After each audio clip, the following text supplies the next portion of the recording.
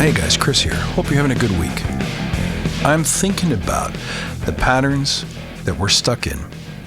You know, they always say that enlightenment is polishing the mirror, which means life's not about the acquisition of knowledge. It's not even about the acquisition of skill. It is about stripping away and polishing the fog and the dirt and the dust and the muck so that you can see yourself clearly exactly as you are. Because if you think about it, inspect and adapt doesn't work if you can't see yourself exactly as you show up in the world to everyone else. So I'm interested in those patterns, the things that we do on autopilot that everyone else can see, but we can't.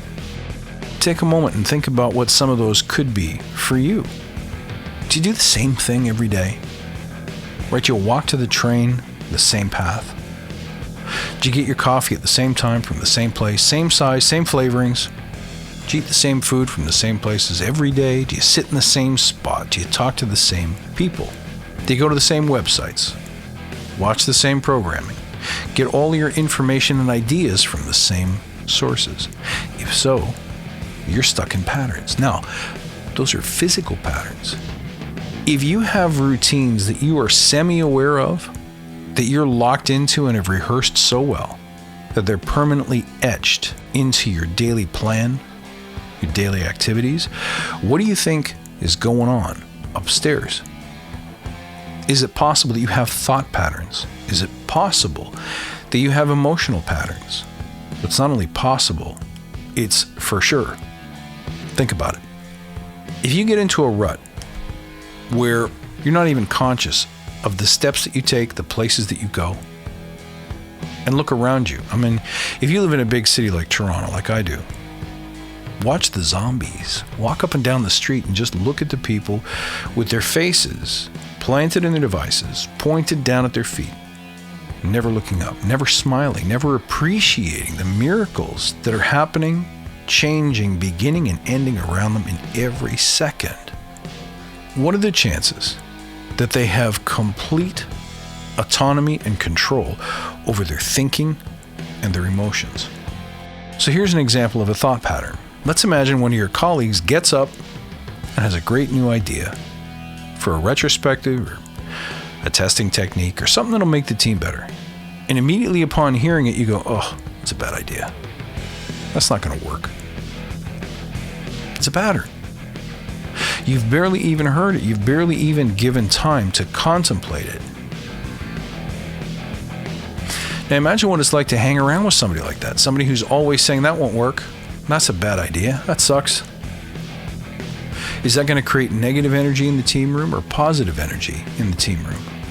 The trick is they probably don't even realize that they're doing it. They've simply been trained to do it. Now, what if that person is you? What if you're the negative person on your team? Well, let's fix that. How do you fix that? All you have to do is catch yourself thinking to yourself. So when people present new ideas, when somebody does something, when people are conversing with you, watch where your head goes. And so when you catch your mind saying things like, that's a stupid idea, then just turn the mirror around on yourself and say, really? Is it? When you say, that's never going to work, catch yourself and say, really? Couldn't it? Won't it? Why won't it?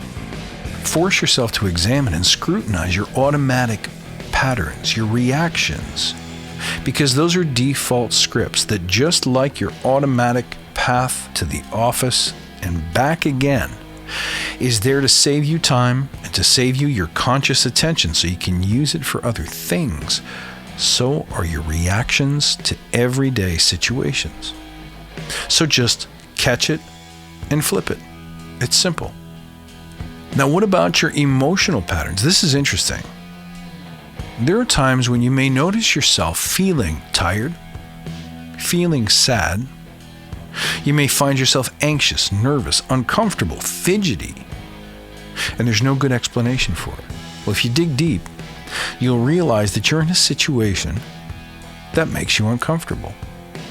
See, for me, if I have a creative project to do, or if I have to hunker down on a piece of work that I really don't enjoy, all of a sudden I noticed, man, I gotta go for a nap. I'm tired. Maybe I didn't sleep too well last night. Maybe I need more hours of sleep. All I know is that right here, right now, I need to close my eyes and take a nap. When I started watching closely, when I started paying attention to my patterns, I noticed that every time I had something I didn't want to do, I'd get tired and allow myself to go for a nap. I wasn't tired at all. I was just so uncomfortable with doing the task that I experienced fatigue. I experienced heavy eyes. And then I allowed myself to procrastinate by saying, well, I'm tired. I got to honor that, right? I got to honor my journey. And the minute I realized that that's what I was doing, I immediately said, no. The minute you feel tired in the middle of the day, especially when it's around a meeting you don't want to go to, something you overcommitted to, work that you really don't enjoy, you feel yourself getting tired, muscle through it. Literally stop this instant, change your attitude, wake yourself up, get to work, push through. Now that works for me. Something else may work for you, but the point is, you have to notice those patterns first. Then you can act upon them. In all cases, physical ruts, mental ruts, emotional ruts, you have to break the pattern by doing something intentional and willful that will allow you to make the change and do differently. So this week, be aware of your patterns, because that autopilot might be taking you someplace that you don't want to go. All right, that's it for this week, guys. Don't forget to join the Facebook Badass Agile Listener Lounge. The links are in the show notes. I'll see you there. You get access to episodes before the rest of the world. You get to vote on what comes up next in the Badass Agile podcast, and all kinds of other exclusives and fellowship with other like-minded lunatics. Come on, maniacs. You know you want to join. I'll see you there. You can find me at badassagile.com or reach out on Twitter at badass_agile or on Instagram at badassagile. I'll see you next time, and until then, stay badass.